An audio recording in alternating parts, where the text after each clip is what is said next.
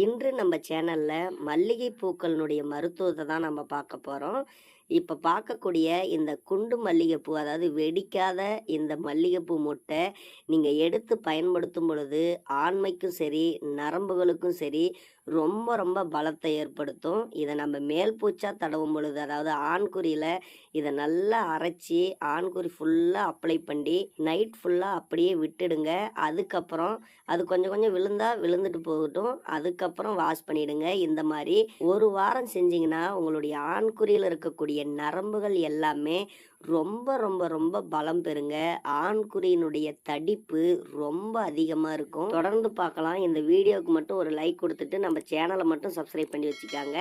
அதாவது இந்த மல்லிகைப்பூவை நல்லா கொதிக்க வச்சு அந்த தண்ணீரை நம்ம குடிக்கும்போது நம்ம வயிற்று புண்கள் எல்லாமே சரியாகும். உடல்ல நோய் எதிர்ப்பு சக்தி ரொம்ப ரொம்ப அதிகரிக்குங்க. இது பெண்களுடைய தலையில சூடும் பொழுது அந்த வாசனையை முகர்ந்தாலே கர்ப்பப்பை என்பது நல்ல வலுப்பெறும். கர்ப்பப்பை பிரச்சனைகள் எல்லாமே சரியாகுன்னு சொல்லி ஆராய்ச்சி பூர்வமா நிரூபிக்கப்பட்டிருக்காங்க.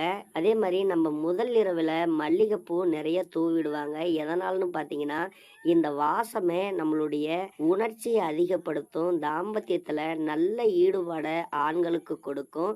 இதை நம்ம மேல் பூச்சா செய்து ஆண்குறியில் அப்ளை பண்ணாலும் சரி, அல்லது உள்ளுக்கு சாப்பிட்டாலும் சரி, இதனுடைய வாசனையை முகர்ந்தாலும் சரி, ஆண்களின் ஆண்மைக்கு ரொம்ப ரொம்ப ரொம்ப பலத்தை சேர்க்கக்கூடியது. அதனால கண்டிப்பா இதை பயன்படுத்துங்க.